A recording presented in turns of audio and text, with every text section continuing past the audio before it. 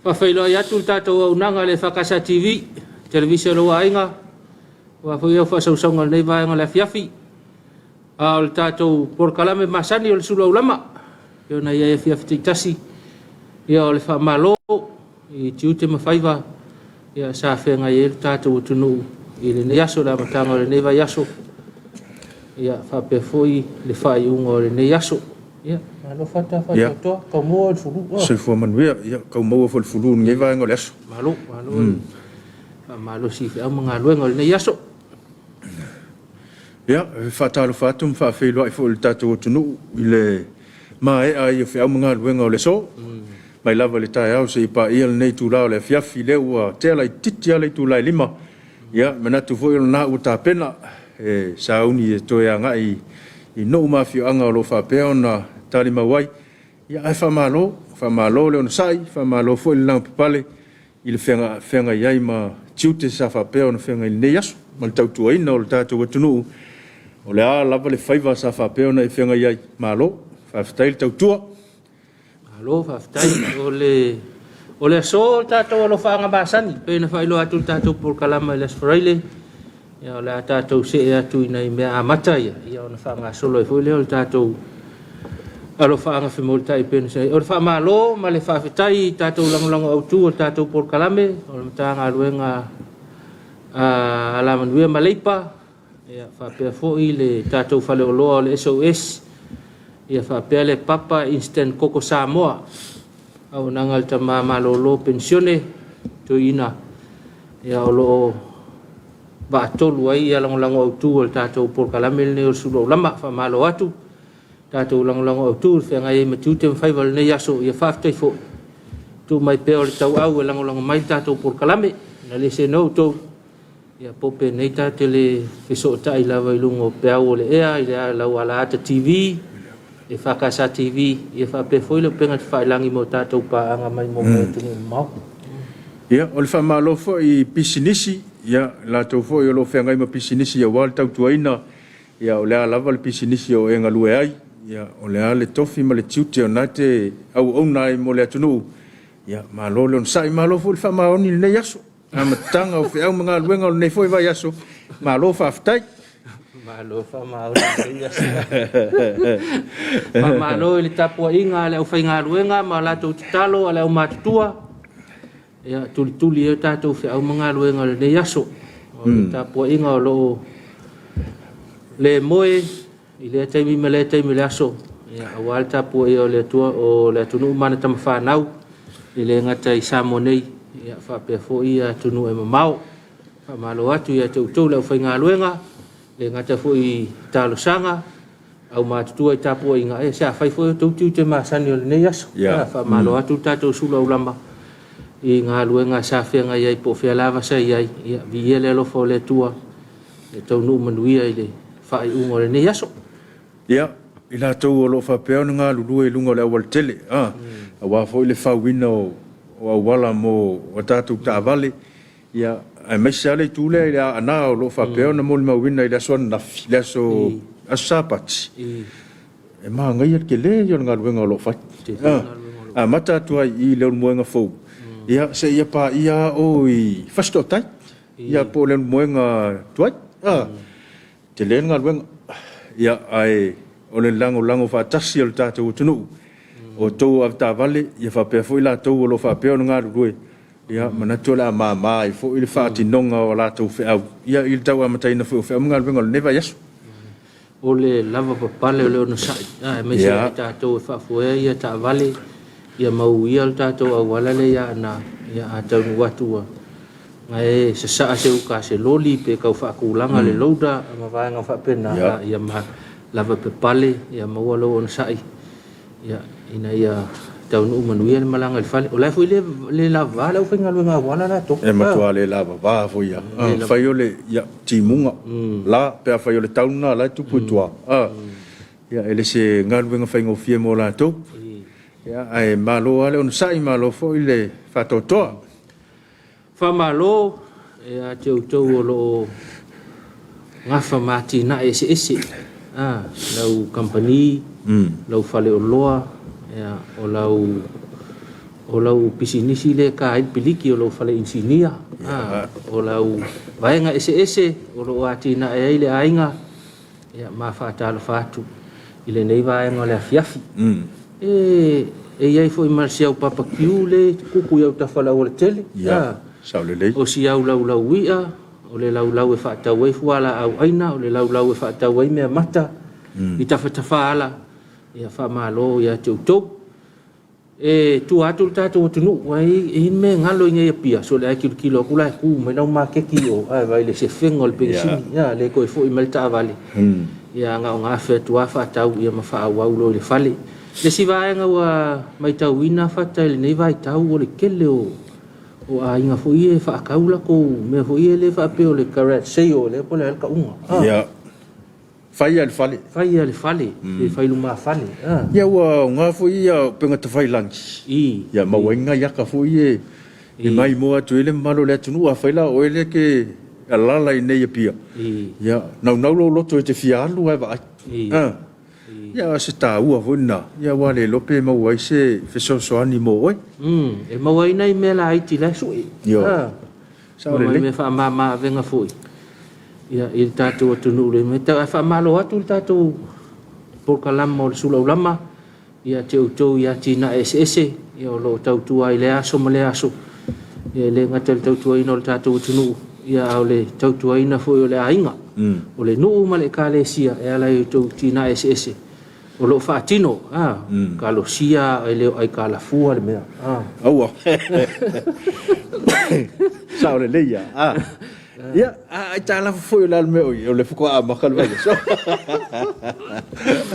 le a fa ina la itala le amtangal vai aso ya tau na o tu le so lulu por fa ingal vai aso i ko fa palingil me ko sengile le se fer nga ole ya au ni ye se me fa le ton tu langa fa pena ya ola va no foi fa ta lo fa tu ai ina ya tatu pa anga ya tu no mama fea le tafa le lalolangi o lo whapeona e maa ua mai eile nei au nanga ia mātou te whamalo le onsai ia i whea au mga luenga i lātou sa uswa i mō ngā luenga ia nauanga i atu le whale ia mai lātou fo nao le asau ngā i lātou e sifipo ia la ua tā pena ia mō le anga i atu mō ngā luenga o le afiafi o le e ai lātou o lo o tau wha umanga luenga ia o le nei aso e ai lātou o mapu mai ia o mana tu foi te langona foi lau o ko ngā kulanga foi lele o ta pena la fai malolonga ia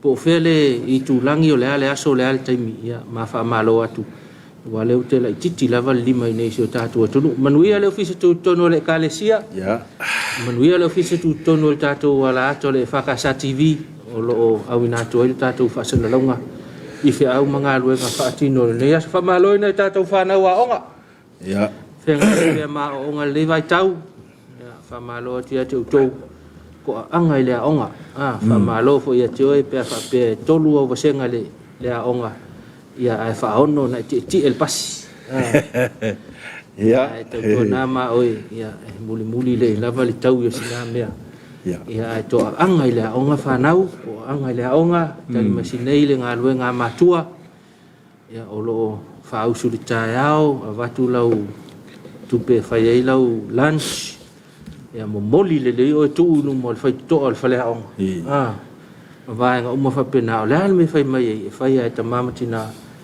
ia se manatu ane ia i tali masinei lo la tau tinga ise kalama ngai al fai ungor kausang yo ta ua tele o le tulanga fo na fa manatu pea se upo fo ia le pese fo le ma sain ka ko fa longo ia le ai ma se me o ye lo loto ia pea e mau al poto mana ia e ma se me o ye le loto ia pea e mau al poto fa feo wa vai le fingo ma fo fongo tu specie e fa feo Pape voye le se fa faire nge meu a espia sa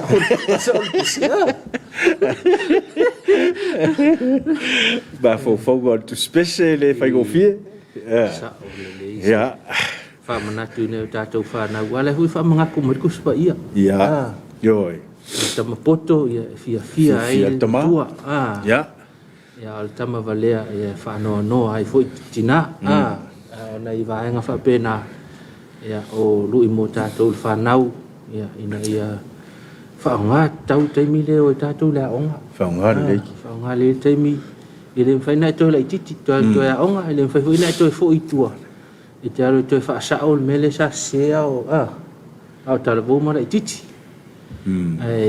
whamalo ia tūtou whianga i whaima onga whamalo whaia te mam tina ngā ruenga le tai au ia e fu mana tula o te penga le kuka le nefiafi ia o le au kuka ia e pule ala au kuka le whawhiwhianga le fiafi ia saua le kala le kuka ia o kako le a e lengi e whai ka pisi le fiafi wha mea ma le fiafi kako o musa ia wale sa mawha nafi ia ia le la so nei o le mama o le songfua ia o le alaisa whai le songfua ma le koko Samoa ia o mana ia tele alaisa wha popo ia po le alaisa wha popo fo ia pa ula ia i lunga tasi ia e pa o soka ba fo ia le usu ba le solua pa kapal whangufua la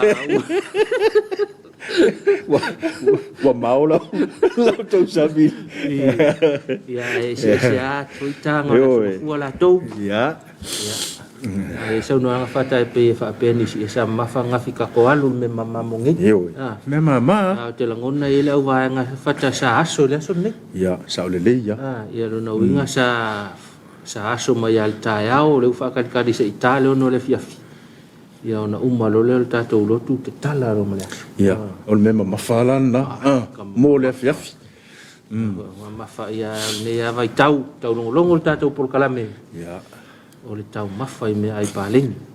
Tau mawhai mea ai pālengi. Lanu mea mata amal lanu sama-sama. E mamo mea le vai tau. E a whaatalo whaatu le lau i le tato e kāle sia tu tonu mal whenga i whiau ngā ruenga. Le ngā tei leo na au nonga sese. Whamalo atu tato Suluaulama. Whamalo le atinae. Whio ngā papa ma le atinae ma le lato vaenga. Whamalo fo i le sunga i le ripule. O le kolisi whawhiau whaltua ma le fo faya onga sunga i faya onga mo la to flitua ya o le no fo asuenga a o flitua fa malo atu malo mo fa tau tengo le yaso nga ta fo le fatal ta to falmata ya tau tu mai ile tu mai tai pule ma le na to wa nga lang tu siata ya fa malo tu fo i tiu te mfai va sa fia ngai mo to ya o le au nga masani level ta tu ala ta le televisia lo wainga ia o le whaalau loa, ia ma moli atu fo i mauta malawa, o a lava meo lo tupu tu tono le tātou loto i whale, ia wa fo i lau mai mo whaafonga le nei fo i vāenga le fiafi, ia o se tau mo whainga ina ia whaamalia ina, ia lau sila fo i malau mai moa, i se au nanga le televisia lo wainga, ia wa le mamalu o le tātou tunu. Whaamalo i le lau le whono tele, lau whionga le te whono, mal su te whono mo lo whaltua, malo fo ile failau tu siawao mal faltua fa pelto tupe mal faltua fa ulungo tanga luenga le fisa tu tonu fa malo atu tato Suluaulama fa malo fo ile lo la fainga luenga fa malo sunga ya ku so mal vaenga le fatus ya sunga fa fiau malo lava mo luenga fo fa tino le ne yaso ya fa talo fa o e fa malo fo ile Tapuaiga le sunga le toina mal faltua me sel pulenga faleali ia i tapenanga mai ai ia o tatu fainga lotu vai aso o tera o tona ma lo fa ftai ia i lo tu sa taua ia wa fo ile no talo mo le kalesia ia mana fe ap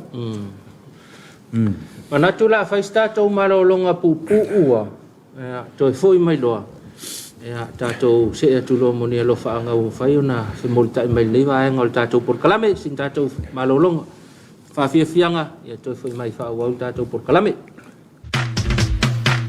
eva mai ore tato pese ore afai so mai alo yai J hits boom bullet he mess see it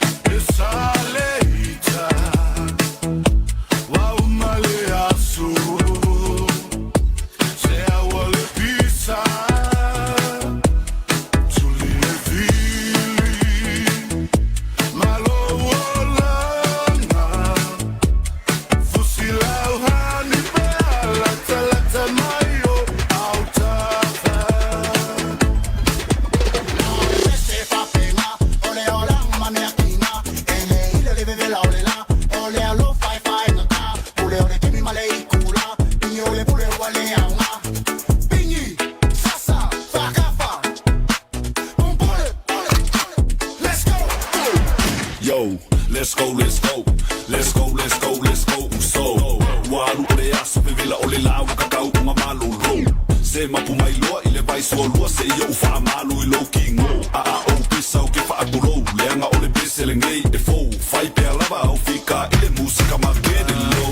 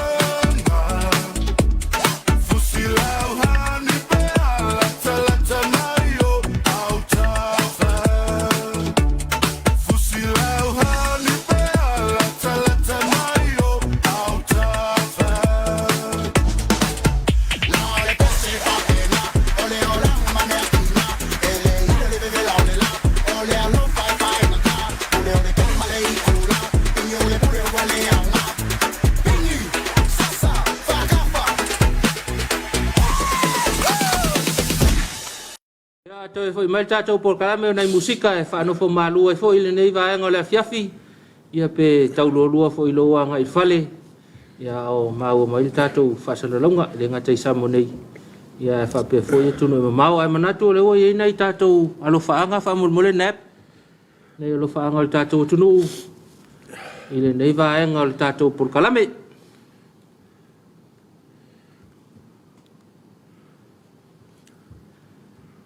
o raisa fala o lo mai mo mai Oklahoma I America e a fa malo raisa ma futa mai tatou por kalame nei vai ngole Afiafi o e te wati Edward Junior lo minga ya la fata lo fa mai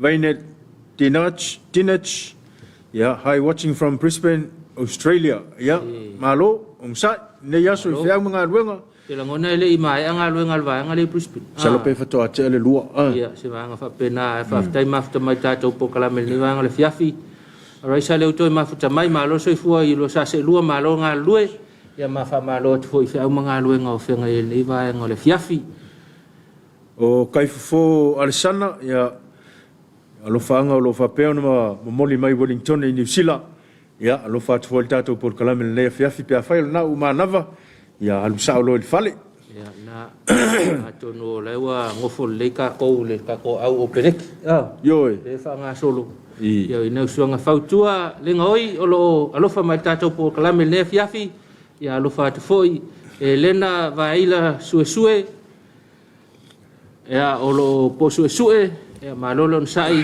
lo sa se lo nei va ngale Afiafi ya manuia tele le Afiafi ma fa manuia foi ile ma futa mai tato por kalame si moleli malo lava lo sunga malo le sai ya to amanava fa nga luenga ko amanga fa nga luenga le yaso plene New Zealand lo ma futa mai ai ya si malo si ma futa mai malo for nga lue wa nga lo wa nga luenga la fa usa no pule fatalo fatu se wo yo elu o yelu lo fa pe ma futa mai na ya o yana na fso soni na yetato tama fa na ufo yo lo atu nga luenga fa vai temi oi I tonu al no fuanga le salo la ku mo le fakasale ya wa na la le lo lotu ai fo I la to umane fatalo fa kia tem kisa lo mafuta mai tato por kalame ya fatalo fa tia Robert Peterson ne mafuta mai fo I tato por kalame le ta lo mafuta mai Sydney Australia ya fa manu mai fa mga luenga ne yaso fatalo fa mai si mo leli to e fatalo fa mai ia mamoli mai ona alofaanga isi o tātou atunuu ia i lenei foi vaega o le afiafi kuini nanai osa malaki ia faafetai Evelyn Kolone ia faapena foi ona mamoli mai ona alofaanga mataio ia o lo faapea ona mamoli mai ona alofaanga mafamalo i le manai o faafifiaga o le afiafi ia fai mafaaogā mai le faafifiaga e faamalo stino ia mana e foi fai malue nei vaenga o le afiafi ia faapea ona e teaga i fale pea faapea ona e afuafuaga i faamalo atu o Evelyn Kolone o lo alofa mai tatou porkalame faafetai Evelyn lupe matasila le sa sana lala mai fea malo soifua lua tautua alofa atu mai Howick i Auckland le anga lava i tau i Aukilani timu matangi alofa atu so le talo fai vai le sanga le mu a faapea le wanga i le fale umanawa ngā luenga i tatou pitonu i Aukilani ia sei vai ane le tau e leo le lei ia koe ngā kaimia o ngā ele mea voi leo le e maruru whamanino el tio ata ia walau sila fo i le anga inga o le whafoina o lo sa e set up a cell ta alofa i sunga alofa atu from Salt Lake City i Utah i Amerika ia faafetai te le lopo lare kaimile wa iai o Utah ia te langona ia o lo manuia fe au mga luenga po le ale taimi ia faafetai mafuta mai tatou porkalame i le nei vaenga o le afiafi so makaukia le ingol kangakale la hara au ia mataio kakuhaluia ia mataio ia mataio o le ingol tuspaia malo mataio mafuta mai tatou porkalame momole atu la faonga i nei pango i le tuangane ia sio matangi 5 senara ma au kuso talo fai koe fo i o le meari ea ma au kuso sina ma Evelyn i vai tele uta mina ma le ainga i tau ngā manono alofa atu foi le lua vaase lua whawhai tele mai tai o molo whaanga pea le mafuta mai pangpango le mafuta mai ia mātaio so le whainga kānga kaule suafo le tangata lea o pea semu soifua manuia lua sunga malo le ngā lua fa manuia le tua i le lua ngā luenga i le nei fo yaso ia o lo whaanga mai Wellington New Zealand New Zealand Jessica Tenin tau i vinga tongi o lo mafuta mai tatou pokalame mata atu i vai vaseuta alofa atu from Team Sunrise Transportation manuia le afiafi faafetai Jessica mafuta mai tatou porkalame mafuta mai Jessica mai vai teleuta ia alofa atu tatu pitonu i vai teleuta no manuia ia le nei afiafi fe au mga luenga whawai kisa tuialii ia o alofa ma le whaatalofa e momori mai sa le aula i savai ia manuia fuanga o le nei afiafi ia whapena fo i ona alofa atu tatou porkalame faafetai atono manuia le tatou motele salafai na vaenga o le tatou atunuu ia faafetai foi mafuta mai tatou porkalame le nei vaenga o le afiafi o mataio le uto mafuta mai tatou porkalame o le ingoa atoa la lea o le ingoa lea o pele na tete vai la au mataio manaia ia le la maua langa le pe kolosi swafa fatalofa atu pele na tete ne vaenga o le afiafi malo le soifua malo foi le ngā lulu le nei aso malulu atu pel na tete e te foi wa fa pewa ver porkalame me wa ilo swafa mo mana ia lava swafa mo i no e foi tatou porkalame fa malo mafuta mai tatou porkalame pel na tete malo lava malo mo fe am ngaruenga sa fe ngai mana tu fo ia o tau ia na ia lo fa anga sa tau mol mai ia mo nai tau ainga i nei si o tātou tunu ia tono manuia i ngā kako ngu i pang sao le lei lava i meo lo mafuta mai ia lo fātu foi i si ngā vaenga o le tātou tunu ia male au nanga le nei vaenga o le afiafi ia e tu sai o le tātou porkalame o le Suluaulama wha malo fata i le soifua maloloina au nanga e le mwhai o na whaangaloa le tātou porkalame ia whenga i pēr mo le tau singa soifua malolo ino tātou tunu le ngatai leo le vaenga o le COVID manaia ma le tele o le mau wha mai le afi ai tātou nei vai tau ma malo atu ai i le pulenga ma lau whai ngā luenga o ali matamaitai fo mai ia whapea fo i o le loa o le au tau soifua ia li matamaitai tau soifua. Mana ia o leo wau i lau whatalofa ma lau whamalo ne vaenga o le fiafi. Le lewa o foi mai ukai whanmai. Mana ia i o le tūlanga foi le leo le tali fofonga o tangata lai tutonu lona winga. Ia o lai whama o lunga i o lato ma fau tūlanga o le tau singa o le soifua ma lolo ina. I tutonu o le foi no whanga. Ai masi atonu o le whanmai mtau tua. Ia whatalofa atua i lau tau soifua. Ia o li matamaitai fo mai. Ia ai masi foi o lau skula ki. Ia la tau fo i o lo fa pea o nga lulue so ani le tau fo i o fa fita o fo le le fa tupu ves ele isi skai mi kau fa ku ves skula dele ya ai so ani fa i ves fo i o kaka i auto va wa ta otto le tu langa pe ona ia u file mu fo skula ki ia la tau fo i nga luenga o lo fa pea ona tau mo fa i pui ia sa ngole mu o tata o tunu na ia fatal fatuai i au nanga ese i tata o matanga luenga o le soifo maloloina fa malo i le vaenga fa matoto ia ia ngai fo nei aso male tong fiting fa toa fa malo fo tata o matua tamama tina ia o som to fa fine o lo auto va ai le fa matoto ia mo le tong fiting al ni vai tau malo tel tinga ia malo foi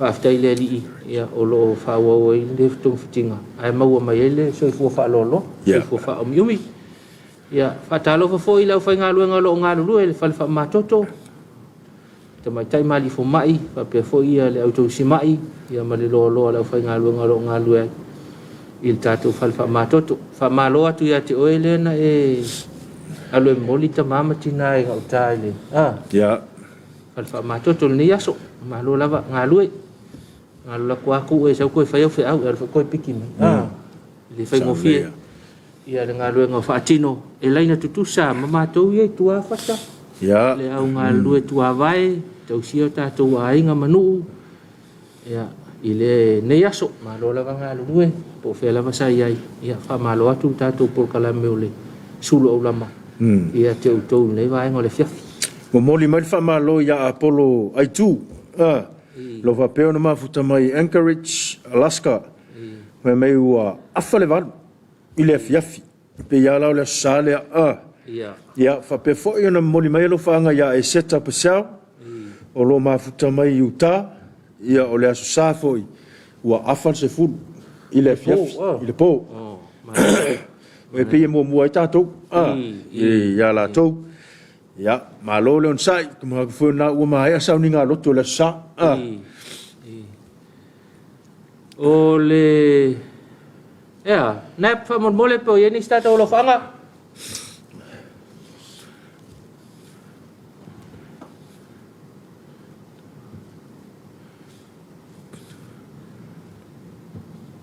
o Evelyn Colonel mo moli atu lo fanga mo si utina ya pele na tete ma tai o pango tai Evelyn mawale lei mai ai tina ia lo faanga yoi aftai mo lo faanga Evelyn ia o lo mafuta mai ai ia le lo matua i pango ia ua pele na tete le to ma mai wa oval to tele o le au hack page aftai lava ia o lo manuia me uma God bless you both o mi wa mosale mafuta mai fu tato po kalame fa talo fa tu lua va se lua le nei va en ola fiafi ya ia por kalame ia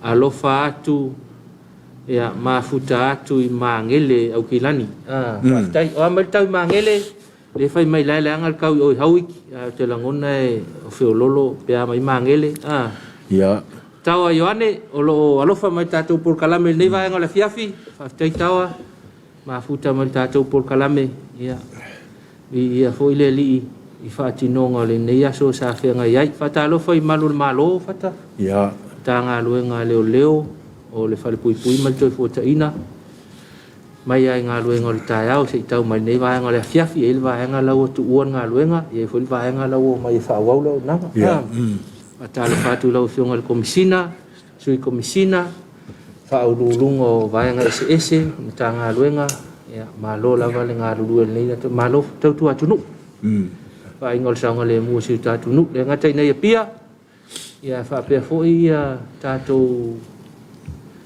ofisa fa tu malo yo ta ngā luenga leo leo ia fa pe fo ile vaenga le tato vaenga le la fu se fu malo loina yo fa malo ai ia I tiute ma o nanga uma ia sa fa tino ne so ma lo lava nga lulu e so tatu tunu ia wa fu foi ne ia so fa uma nga luenga ko kiki ya ya a fa pe nei to e nei nga luenga lo fai ia o ia e fua e oi ia o le ko ma fu ta yao ia e pule a o pe sisi lo tau lo nei taimi ia sei malos a walter fai mai ta yao ia nga fo ia ko fa uma leilo a salo ko abaka le ka ia sa le ia ia fa nga fo ko e finger bring fa le ia ne de ulia tan mai ta ia wa le so fua ia ma ia lo su mo fa to pe ana bena sa ko si ele fa un vai aso ia e sa lo le fa ko fa le ia sa un nga ne le uli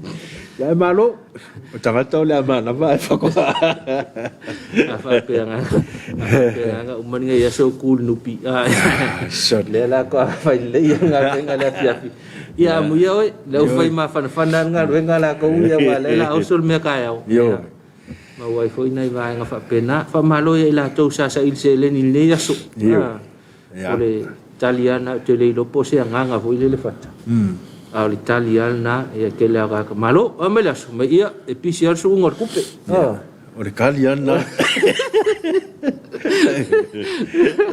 ia nei va nga fa pena ia mole sila fia al tato watunu o lava singa ese ia sa tato fe nga ia ile nei va nga le aso ia nap po yeni tato lo fa nga fa mole ia e lo fa nga ia u to tau no mai ala pati kimpo tonga ngai atalo fatu ma to nei South Auckland o I South Island timaru kalai stete alo fatu sio tina ya ni tonga ngai vai moso ya ai maisele lua por kalame neva ngole Afiafi fa tele ya alo fatu fo tato por kalame ile nei Afiafi o miu a mosa to mafta mai so le timu masavili lo no mangele timu masavili lo na winga le angal tau ya okilani atoa se tau tuana sanga le mo sio tato tunu funga luka maya ma lo lava ona sai nei yaso lo fatu le lua sa se lua fa tele funga mo lo faanga alo fat foi tato por kalame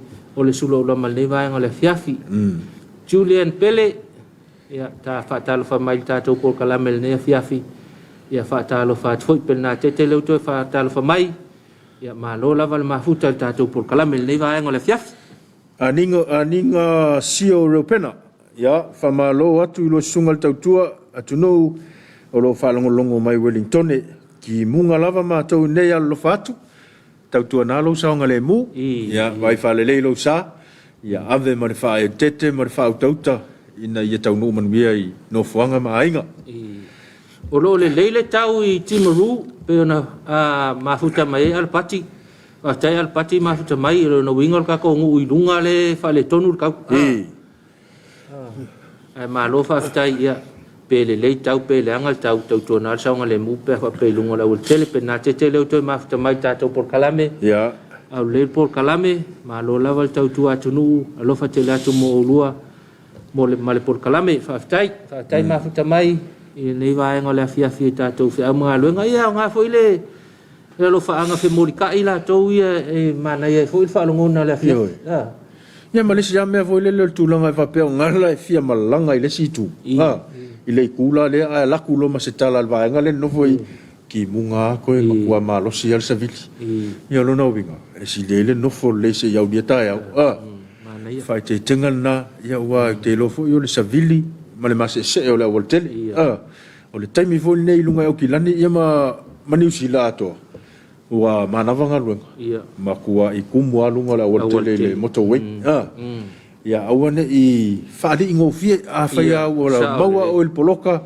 ia ono sa ilava e tatou te o umai lalo le wati pe o tala nai to ina ila aso ia fa pe na se langona tu ina tu pe ia wa fo le sil fian malu le tatou tunu o ala pati le o toi mafuta mai tatou por kalame fai mai o va mal malulu kwa over mal malu wa lo na winga nai vai ngale le na ngata le vai le lo sa ngale mu le timu ia ai tau tu na fo le sa ngale mu ia ona o le tau o to ia ma kwa malulu malulu le fai ngo fia foi le usu tai ala sa le ia ya fa pe le wa fa to anga ie o si fio la fiafi ia mana ia le vai lo o fu ma fia foi le ke o ngalo ia ma fana ma fana ia vai so vai funky yo pena le ia tina vai fa le funky to ina e o nei ngalo e fa ma fana i fe ngai ngalo nga pe fa pe le la lu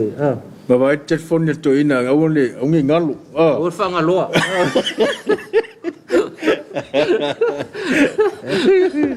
ke ia sko inga ngalo lang ke ia to na nei vai ngana ia to ina ya se fe fo o lo songa le mu mau lo ke fongi lo lima ai ma lo la vai sio tatu tu no le ngata isa monei ya mai la vai tau tu ina tu vai o tatu wa inga tua mo tatu wala fanga o nu mai kalesia se tau mai nei tau langa nga luenga le malo so se nga luenga e fenga yai ya fa malo la vai tatu por kalamel Suluaulama le ngata isa monei ia fa pe fo tatou pa anga ia tunu e mau malo lava le nga lue ni ya so malo tau pati ia malo tau wi o me mong ia pat ya dele i asari nge ya so ya masinga me nga fa fa vela vela il ma fo fa yo ia fa pe na au te fo i le fale ele ko fi le mu poi lo fo ya so se me ia le lei e ka bilo ya e ka bilo ya malele aka ia ai fa pena se la hono le tato por kalame le afiafi a faisa ka fa le tonu le o li la ile lu maftanga foi masia paanga o lo fa pea o na tonga lu e fatas ia ko ya lu musu ia ma fa le na tu langa ke le ya le fale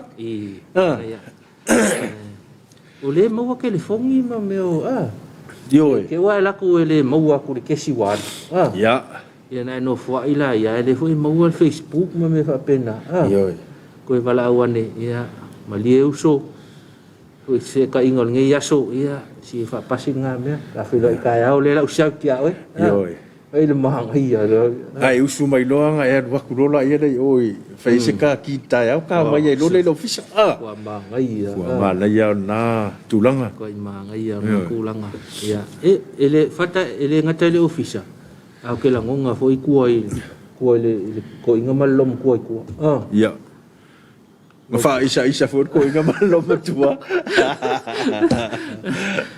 ia nga fa pena ia le kuai le tusi ia wana ingoto le la teita la teita pea ia ngoko le la ia wa fa yo to amalie ia nei va nga sa se fo il nei aso io ese ma fa fonga ia au ngala vai metas como foi ao se me le lenga fa isa tu tina nga leila wa e li liwa ile si tu ma e tau me fai lava ina ia manu malo pelo ia ya te lo lava ya upu a foi le tatu tino no foi lalo ma to ma fa a tonu a foi ao ngal tu lalo ya e ko mati e pe le nga inga ilumo le tatu no foi mana ya ma kuai ka kala ngoanga isi ke ia fufu ngo fa fi ka uli ngai ko inga ya so yo ile kai ngalo ko malo ofu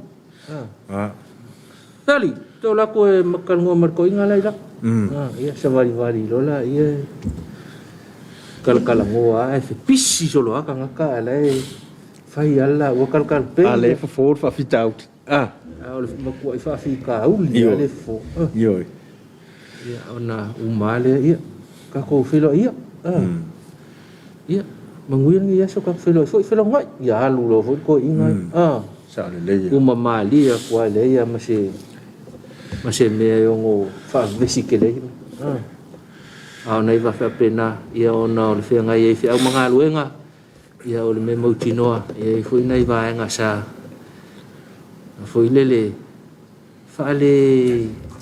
Fala vea le mafaufau. Ia, whalawe le mawhawhau. Whaatinga le mafaufau ma vai ngā whapena. Ia e maua pela pale tātou tunu.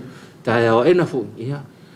Toi maua nei nisi mafaufau ngā lelei. Ia ma toi faufau e foi. Ia le fsota inga o nei ngā luenga manai vai ngā whapela. O si malu wharai mō le mafuta mai tātou polkalame. Ma lor soifua maua i lua sunga mafuta atu nei Henderson, West Auckland.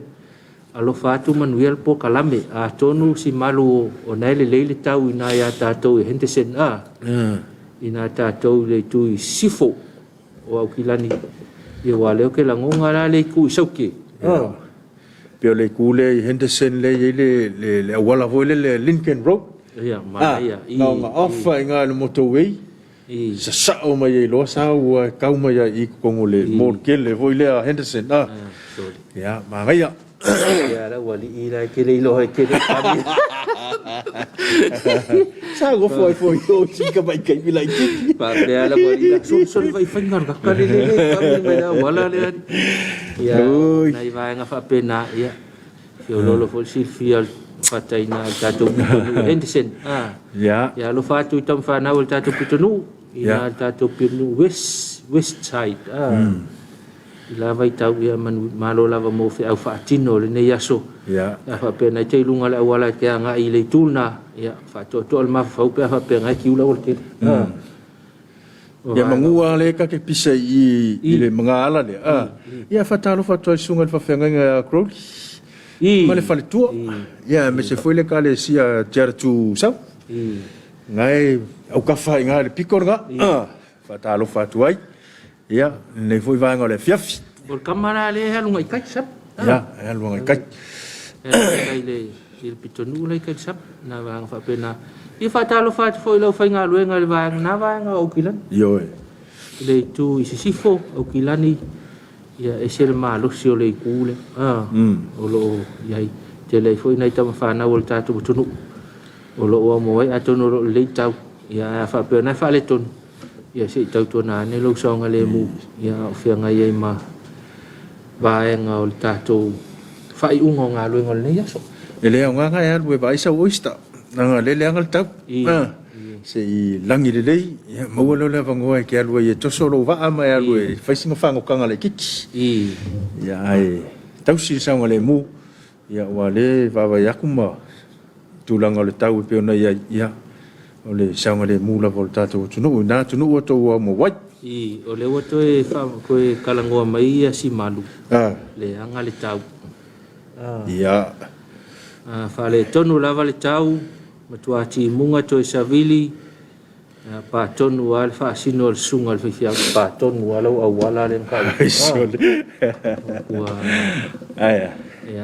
ya fa malo si malu ya te langona la o kilangi a kwa le angal ka to na lo songa le mu ya si tatu tunu ile ye fo i fa ungo le ne aso i fe au manga luenga e a fa pe fo nei te fale ia to si silane po songa le mu ya fale i ti munga va ngom fa pena ine fa yona songa le mu tato ile le yar ka penga ale pungsa le yar ta pena le pungsa sa le ya sa no ai se me o mana mia mana ya le boli wila hoi le ku yenga i mam ngai wa pakena ya ele po nei te wa po ya po a ngol pungsa ile le ngol tau ya nai mal pu ta to sa le nei wa nga pakena ya mana tu ona ua ka ko la lata ile taimi o tatu sauninga lotu ne fiafi ya o le tatu sauninga lotu o le afa peona taitaina le sunga le wa sosoni o le sunga ya fa vaunga tala le lei au e lua ya meile e kalesia e whakasai ketse mane fau ya o le tātou tofina ne fiafi ya manatu o le a e mai mo mai nisi o tātou pespesenga whalenganga ya ma siva foi whalenganga ya tā pena ina ailo loto ya malo tātou anga iatu ya mo le tātou sa ninga o ne fiafi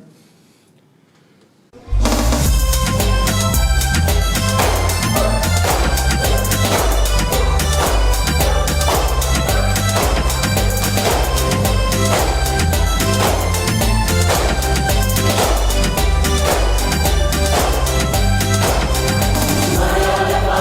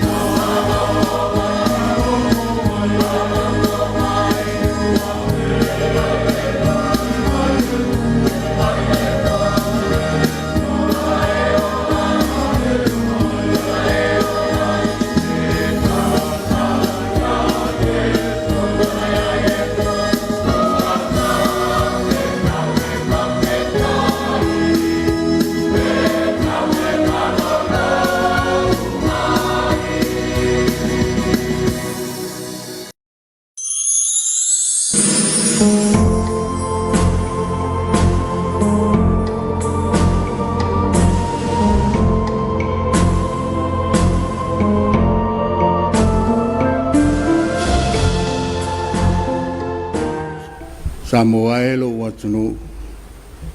O maia se tātou Tapuaiga atu i le atua. O maia, ia tātou alalanga fia i le alii. Ia tātou alalanga i le papa o lo tātou o le tanga. Ia tātou atu i ana luma maleviinga. Ia tātou alalanga i a te ia i pese. O wā o le atua sili lea. O le tupu tele lava o ia e sili e tua umalava. Se o tātou talo mo le angang pa ia. O nganga i fole la o le tau afiafi. O mapu mai foi si o mātua tunu i whiau mga ruenga sa whita i tunga iai le nei aso. Whawhetai lo a wai whātasi ma i mātou tai tō tasi. I le ae ma le ifo. O le anga i sasae ma sisifo. O mātou fo i masaute. I le uia o ala o whemalanga inga i le ea. Lau ele ma le wasa. O tiute, ma whaiva alo whilima ese. Ai mai se le ngata i whale ma le ngangau ina o le wau.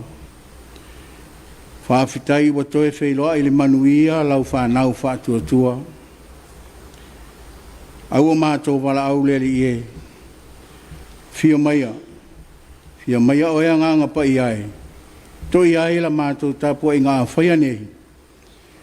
Ina ia whaasirisili nai lo lava vi inga.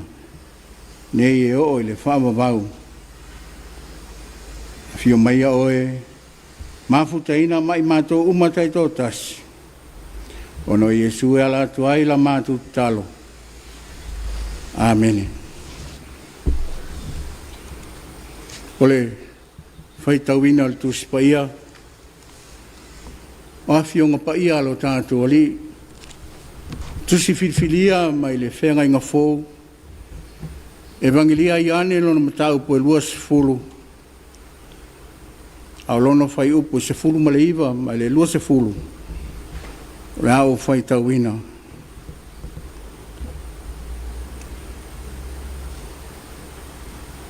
O le afiafi o le nā aso. Lurua i aso leo le vai sāpati. O puni tia whaitatoa o le mea na poto ai le au soo. Ona o le fefe i ai utaia. O maliu atu i Iesu. O atu i totonu. O na whetalai atu leo ia i a te i lātou. Ia o tau manuia. O ia whetalai atu le mea.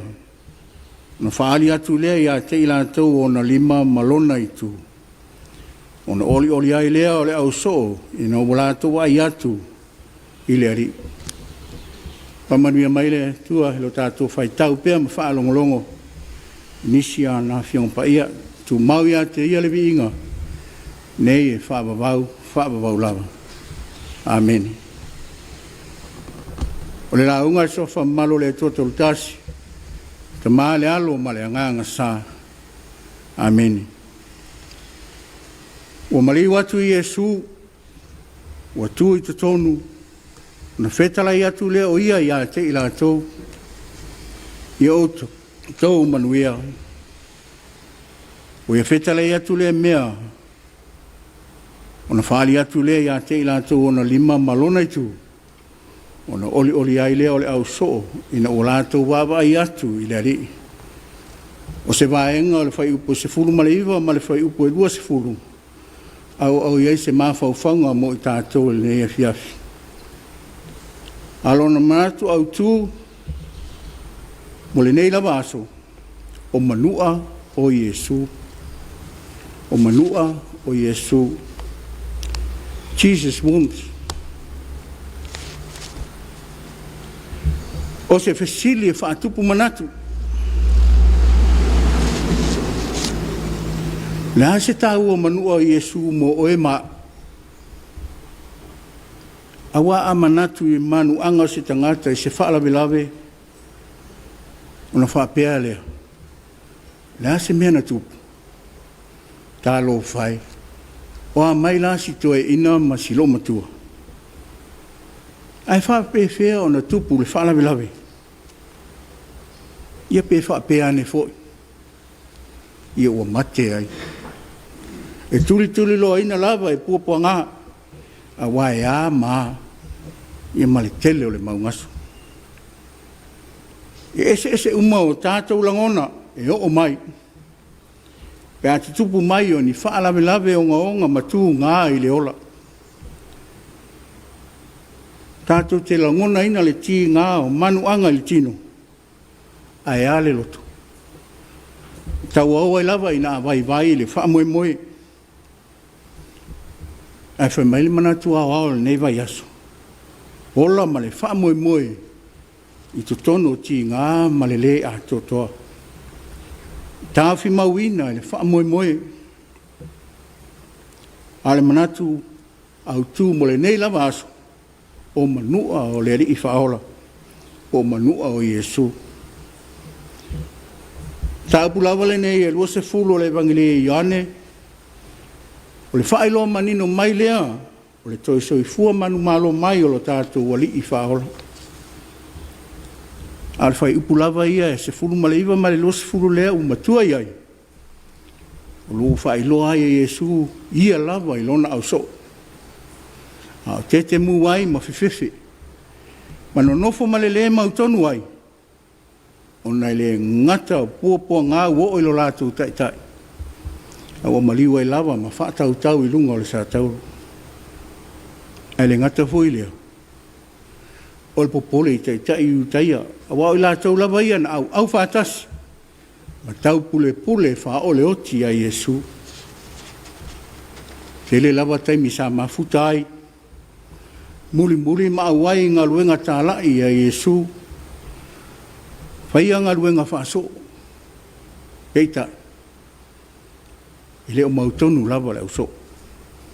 Ma i leo mausali le whaatua. Ma i leo talitonu. E toi tu Iesu. Fi me a Israelu I Jerusalema. Ona ole o so e to lua I mau. E ana le o lava I mau e le loa le me o tupu I Jerusalema. Kita ia e ma le li I le ala. Whato ai loa I Iesu le na whaasa tauroina. O toe whaatuina. Ma ua vea se tala le lei mo I la ua. O na o le atua lava e mau ai le mawhanawhana. Ana le o ai e mau. I le mau alo la mawhanawhana moni.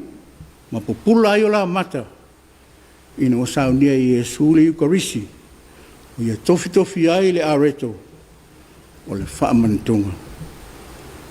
O le whailonga manino leo le toi tū manu malo I Iesu. O la ngona lava o le mautonu. O le masalo ma le talitonu ina. Le ano o ifo le au so. E o fo ia tātou se ala ngona. Awa se mele I tupu mua fo. O se tangata e maliu. Awa toi tū mai le oti ma le tūnga mau. Ai no whai loa ma whaali ai Iesu o na au. Na tutu I whau o manu anua. Malona I tūna tuia I le tau lo I longa. Whātua atali tonu ai loa ma le mauti noa. O Iesu moni lava lea o toi tū mai. Le whaanoa noa le aso wharai lea na maliwa Iesu I lunga le sa tauro. A lea wali iua le whaanoa noa I le oli ma le fia. Ina ua whaali le ali I toi tū I lona au so. Whai mai whaatumuria lava I la tau le fia ina o whetalai le ali. Ia o tau manuia. I le ngana e leni, Irene. Ai le ngana e Peru, Shalom. Rona winga, ia o tau manuia. Me e iailo na file mu, o le loto ngatasi. Ia ato atoa ma whata mau ainga ina. Wha mawhana whana ina, toa file mu I ate o tau. Te le lawa taimi e tātou te langona ina ai le masala salo ma le ato tu wale. O le mautonu, ma le mautinoa. E a whia ngai I tātou, ma lu I tau o le soifuanga nei. E ma whai ona tātou langona ina le manuia ma le file mua le ri. E a whai e tātou te mawhau. Mana tunatu I ti ngā ma puapua ngā sa ina leri I lunga o le sa tauro. Le lawana ia whailo na manuanga ti ngā ma tu ngā sa whea ngai maia. Ina ia whaola ina oe mau le tangata ngā sala. Olona rofa tu noa lava lea ia I tātou uma. Pe ana lea ngā sala oe mau. Se manua le mawhatia ma puapua ngā tia lo tātou ali. A olona lava alo pele to tasi. Aua manua o ia o nā tātou solitula fono. Ua momo o ia o nā tātou a mio leanga. Lea o inga e while muai tātou sa i o na lunga lea. O na wha lava foi, ua malolo ai tātou. Ioe, I le whaingo fie, ma I talianga tāpupua ngā nao I le li whaola. I lona ao te tele. I le ino sia, tu lafo ina ma le puapua ngā tia. O ia tau ave o tātou leanga maanga sala. Ia ua moni ai le moa ngana le atunu. Ia lava le unga I tau sili. Ia o ti ngā ina I lava le atingi. Ia uru tā whenga. Self ti ai wa singano. Ioe. Ia tātou e anga sala. Ai toto anoi manua. Ma tu ngai ma ila olo na tino. O ma ila ia. Ona wha malolo ina I oe mau. Ona le tele o manua nua. Ona o anga sala. Le lava tātou te ola ina pea. Ma ila ma manua o le ola. I neila langi to ilalo. O wha malolo ina tātou umata I tōtasi. Ai la ngona ina pea le ti ngā. Tālo whai. Ile mesia. Wana ama uma tātou a mio le anga manga sala le sātauro. Na ia ono sa ia le sasa ma le tā. Le whaalatanga na ia saunia. Mo oe mau le tangata ang sala. O manua no tātou ali. Tātou mau ai ma le mautinoa. Lo tātou awa noa lea I le ola e whaavavau. O lona whaamua matu pito lea ma laua lunga. E whaola ina oe maa. Ai pe ana le toi tu manu malo mai le oti ma le tunga mau o le mea matanga. Se manu e le tau nuu lava lo na fina ngalo malana misiona. O le whaaltanga mo I tātou uma o tangata ngasala. Pe mata e tātou titalia ina le ali. Le sa manua o noi tātou. Ia pe awa ailo na puaponga. A whetalai o whaile ni mo oe. A whetalai ngā le ali. A muia e le vai mai e tali tonu mai pea. O manua o ia. O nona lofa. E tū le noa. No Yesu. Amen. Tātou vi atu I le tualono vi inga se lau tolu suma tolu. Se lau tolu suma tolu pese tātou te vi ai.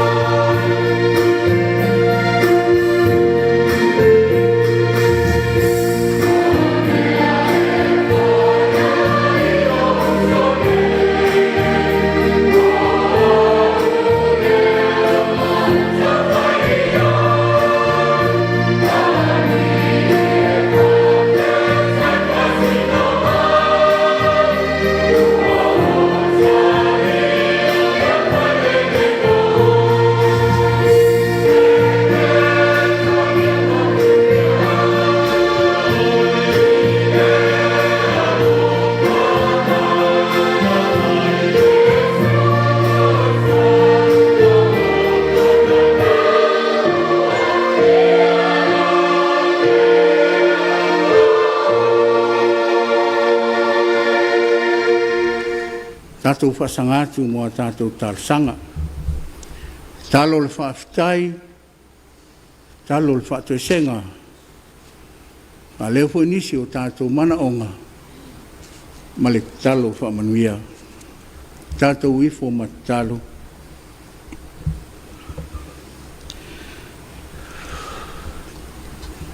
Whaafitai te lele atua lo mātou ta maha. O sao mauli a mātou fuafuanga uma, o mātou whi au mga ruenga o le nei fo iaso. Manuia me uma ilo a wai fantasi mai mai mātou, mua au muli au lau a fio i me uma mātou te whaia. Fo i lawa le vi inga i lau a fio e whaabawau. Malu lava manuia na ia mātou whana witi, lo rātou tupu ai. I lo au tausi, o tausinga mātango fio manuia i lātou. Ai mai se le toi o atu, ma le toi fo i mai, ia o onga. A wā lava le sa i linga leo le poto. Le whatino ina fo i o whi aumanga luenga o le tangata malana. I ia i lava lau a fio no le malosi ma le ona. Ata mai ma le poto. Sa ma whai ai o na whai au ia mea whaatasi ma lau au wai whaatasi mai. Whaatonu tonu fo lau lau a fio. Manuia ma le lei ai mea uma mātou te whai. Whaatai alo manuia si o mātou atunu. E ui lava e saua ina o no wha mai pepesi mai. A te tonu lava i leo tuau noa ina i mātou i lau tau singa. Lo mawai suia inga o mātou soifua ma le ola. Mawai pēr mawhitanga fia ma le mawhana i tonu ainga. O mātua, o nei whanau ma ainga. E maise o lau e ka le sia ma le atunu. Whaafitai le atua ano ta mau ainga o watoto tele mai. I tau singa lo mātou ola. E ala ese mai, le whaalinga lo mana, ma lou lavanganga. Musu ina, ma mafuta ina i mātou. O tonu, ma manuia, ma solonga lele ai mea uma. Whaafitai au afiong pa ia. Ta iala e tapasa ina i mātou, ina ia poto, māta mamai. Ma o ina i pēr. Ina ia pa ia, ma pa ia i pēr i mātou. Luma o lau a fio mau fi au. Whaafitai anganga pa ia. Kai tolo ina i mātou le nei aso. Ai mai se le taulanga tongi ola e ala Jesu Keriso. O mātou maua i le ola e whaabawau. Tu mau e lau a fio lo lava viinga. Nei e whaabawau lava. Nei tu ami o tonu e. E tonu lava masao au whai lunga. Aua mātou whātu e se awao i mātou lava e tumu se maanga sala. O le tonu lava mātou mea e whai. Rei foi sa mātou wanga i lilo i luma lau sila whangati. I o mātou loto taito tasi. O mātou so na whai foi ma o wha maua lunga. O wha sau sili. O ale e mwhai e lava na maua se maupoponga se whialwhana inga. O awa mātou wawa aima manatu ifo. O ale e amana i aina i o mātou uso atangata. O manatu lava whaapito o nao i mātou i lava. Mātou whātou e sele li i e. A foi mea wale ato tōna mātou whaatino na whai ma le tonu. O wale tusa ai ma lau whina ngalo pa ia. Ma uanga sala i lava i mātou i oruma. Wha ma whaamangalo mai mātou tai tō tasi. Ao mai pēa lau tusi pa ia. A tontonu mai pēa i o mātou wala. E ala le musunga lo wanganga. Nei i mātou langona ina pēa i o mātou loto. A toa maanganga. Mātou te fuli tua e se mai ai mai leanga sala. Ai a fo ia tu lava I lawa fio ma le loto whaanau nau. O fo ina atu I mātou nei mo lawa fio ma lau whea. O le tasi mai oe ma lau whina ngalo. Le atua tali mana oe. Na o lawa fio lava mali e o mātou mana onga I mea le nei uma. Pamanu ia le lalolangi o whea ngai pēa ma pōpua ngā. Ma le tele o whainga tā. Te foi mea o tutupu ma wa afia le sio manga e mai se lava le soifua manuia o tangata. Ma wale e maua e lava se whalfaninga ma le nofo le lei. Le li ie. Ma lue ina le mana lo wanganga e sauni ai so se ala lava. E wha le lei ai. Wha mawhanawhana ina ai. Fa loto tere nai ma fa toa file mui nai ma to umalawa tai to tasi o ma fatia ma puanga tia antia te talo pele li sosiala lava e tinei ai se inga ma tau inga o le fali inga o le malosi ma le ola tusi lima ele ngata le lalolangi atoa a to tonu lava lo mato loto I fale Tau sia pēo a olofa si o mātou atunu. Le mālo ma na fuafuanga whai. Ai maisere e kale sia ma lana tala le I tupu ma ola pēa. Alofangia na I o mātou tamā ma tina mātutua o ewa pula la ngoto le soifua. Lo pōpe le whala ma feula le mulila. A wale manuia o lau tala le lei. E meise se o mātua tunu ia na fuafuanga whaata o to oto. Mātou te wha moe pēa ia o wha manuianga, so se ala lava o e sila fia ala mai ai. Ina ia whaata maa ai ngai pēa I mātou. Mātou te ana ai. Le ngata le tau singa na i o mātou a inga. E whapea fo I tiu te ma whaiva. O tofi fo I e pei ona e te tofi mātou e ngā lulua ai. Pa manuia la wa fio I au manga ruenga o whaanga solo le nei vai aso o mātou savalia. Ai mai se nisi o lo ngā lulu e pēle nei Afiafi mga ruenga whaau au. O nisi o mātou talo. Atase e mana onga lilo I o mātou loto. Mao mātou a nganga fo. E ailo lava finangalo. E aua o lava lo mātou patau anau. Tu mau mai e o mātou lunga lo manuia ma lo file mu. E lofa sisi e se Jesu ke risa lo mātou ali I male whaola I tō tasi. I le maftanga whaawau pēa.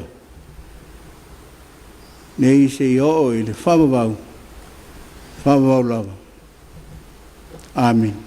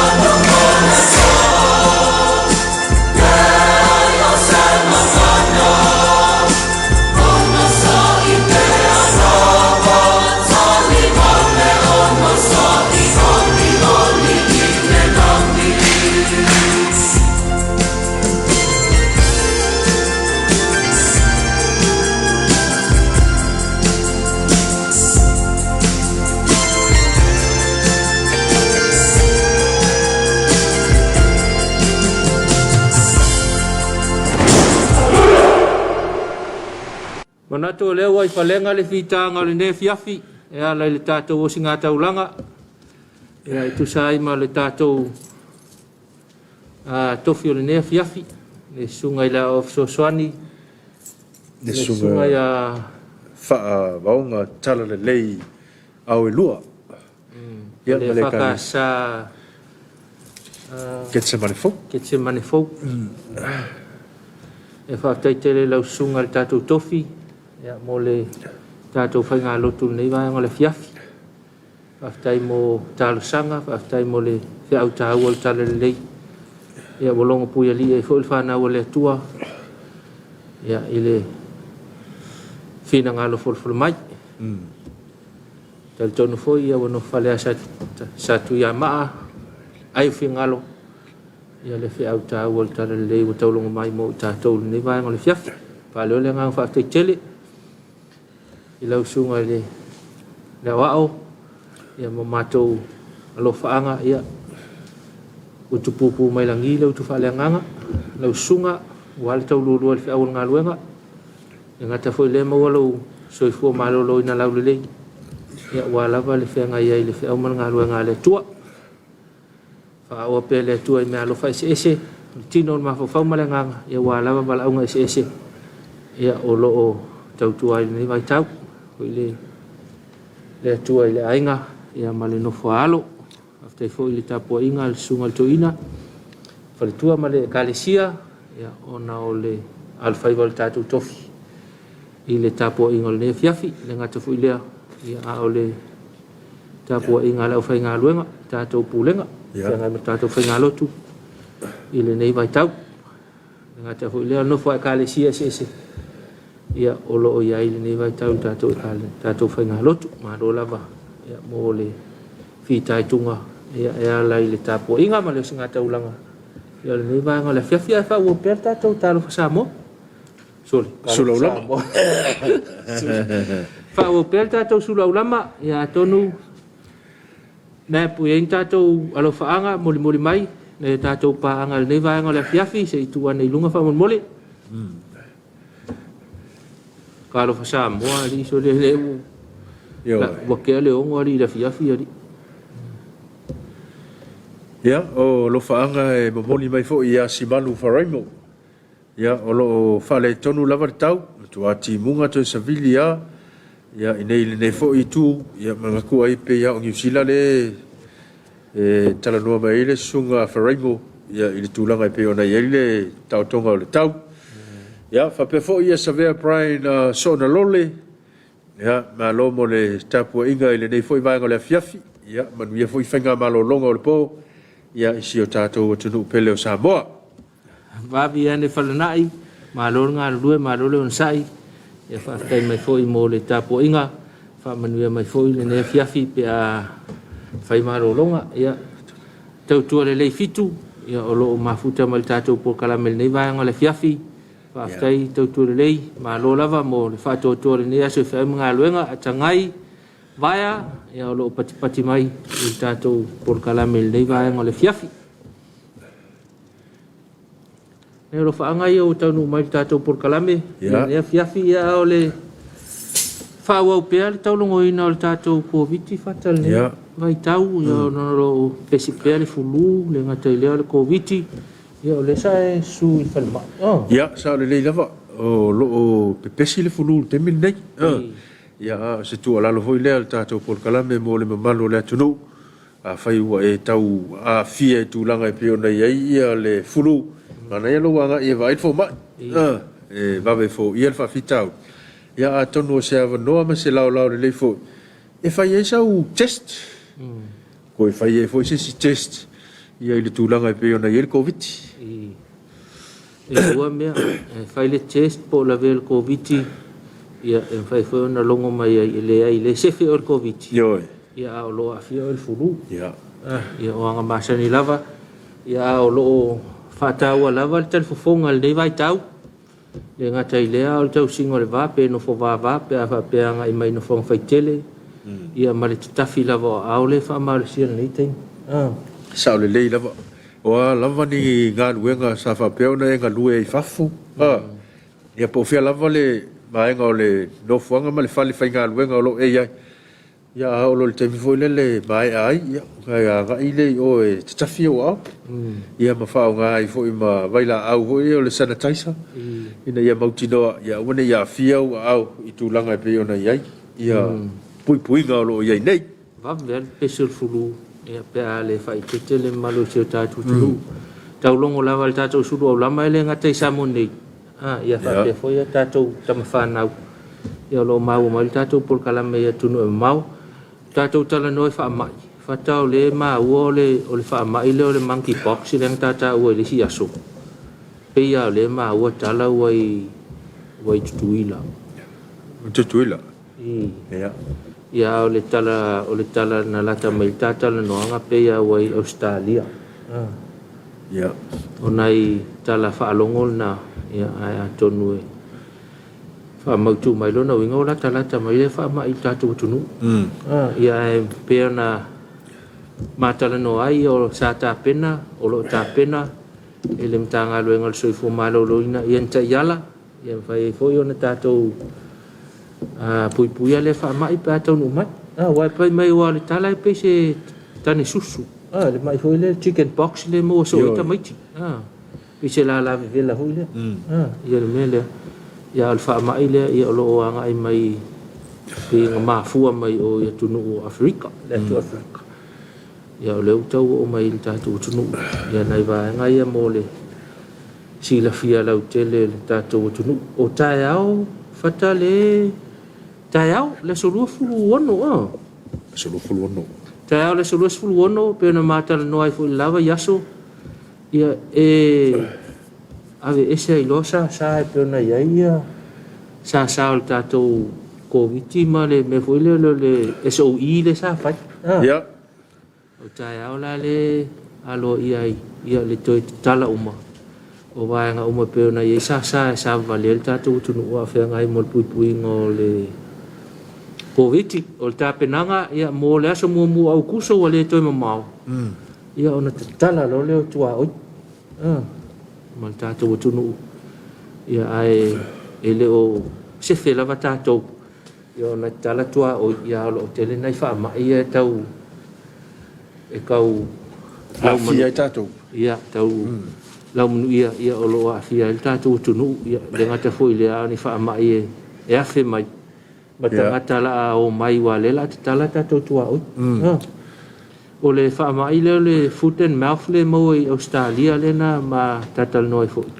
Ia o e fo le lo manatu na o. Ai mo walo fo i Australia wala ka mai fo ia ka ko. Ia no fe malanga ia mesele la tatou. Ia nai vai nga le mo le lei. Mo le mo se fo malolo ina o tatou atina al fuman. Ma vai nga fa pena ya awal nei vai ta wo o ka penga polo ke kil million ya sa le ya ke wo fa ya ku polo ke kila fu mangu wa sa ul fa mai la ve manai vai nga fa pena ya mole si la fial ta tu alo ya le fa mo nga mau lunga o lo nga lu le ta ga nga su fu ma lo ina le temine ia Saulele. I tulanga umalava ia ana tufo ia tufo ona long pu ia li el mabalo ta to tunu ia i tulanga umalava ia ona ta to fatino ina ia e te e to tulanga pe ona ia fa ba ia lo tau fo mai ole siva nga fata ole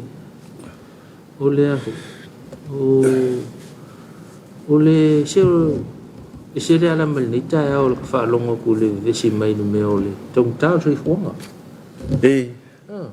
mata mai la fa ingo lava ya so ya pe wo ka usau luma le fa mata la ngol tong tau so ifonga vai nga mo fa pena ya ai pe ya ole la via uma ku le me lo manato so manato eu sila Australia o tu Pasifika le foi a fia ai tu wila e nei tu singa e tong ta so i fuanga tu tuila la to ia e o le foi a fia im tato nei va fa pena tong ta so i fuanga e pe wa ta pisa ile nei taimi ia e o lo mana tu fata il va nga le wa tata la no ai o te le fausia ya te aulava ia te le fausia le mele o le mai o le loa tasi e mai pe tau fai mawhata ta inga le tau tātou i fuanga ro inga lau talawa e pe ia le fai kala fa akusa le pusa moa le kau o le taunta ia o le saifua fast food ia le ua ivas fu mongu ia ia pe ila le ua mai le kau ngaka le pusa moa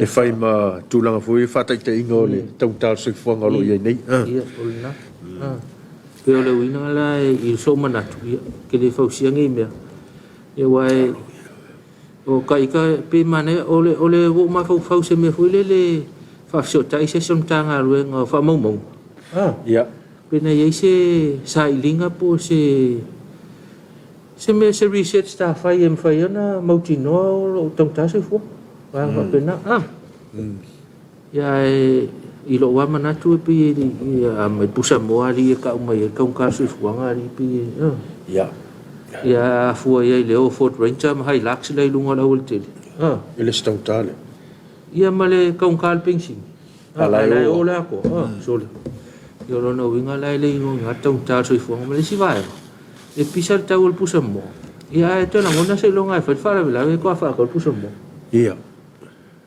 sa le ia o le stulanga e o peona ia kalangu ai fu ia o nga fu ia il poloketi foi le fanga solo nei ale matanga o ia le malo mo i tu malo tai tas le la vai ele no te inga ho le o le tau mo fai na ia toi la langa mai ia ka ko a me ai la fuman o le moa me uma fa pena o le nga le o le seleni le ave tu ai no uma tu malo ia o lo le ko fa lango i fa foi me ia sa fa e ka kou mo fai loa e ngalue a ka kou ia mo tatou ia ma kam fai whakele le mo sa mo nei ia ka kou le to e apalo le fafu e pingi a ka kou ingi e le ngatala o mo ia whapea fu le tele au fuala au aina ia ma mea umalava e au ngā mo le tatou sisi o manga ioi manai fa so fata ia wake la ngonga le lopo kele a ia moa la walira ila ko fudisa la fa shoki fa ngor ka ala po ala ke le pusa mola ko ila ko fudisa ma ko pena ya o fot pole tatu tunu e fu ala vai oi ila usi la sila po la tu lango ia ile tele nei mau me ia tatu te fa longo ile ngata ilungo pe ngat fa ilangi ia o lungo ala ata TV ma vai ngom fa pena ia na fu ala vale ila vai tong ta soi fuanga male wai ya fo ye a tono fa pe tong ta soi fuanga ke lo kalo la ye mal yo me fa pena le lo pe pa wal mele al ve ile fa ma fa tong ta soi fuanga le mele le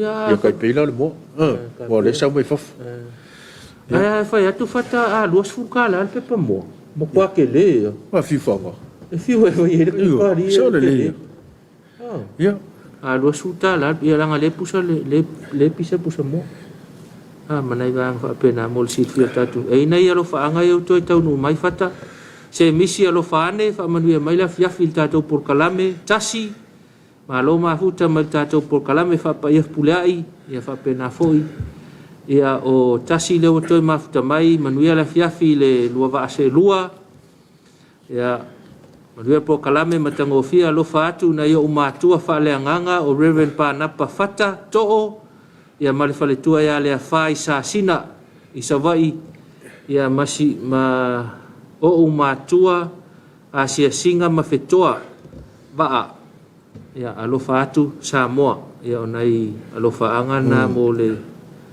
tato o faina tolo va fa malo atu lo sunga pule ma le to fa ya fata ia le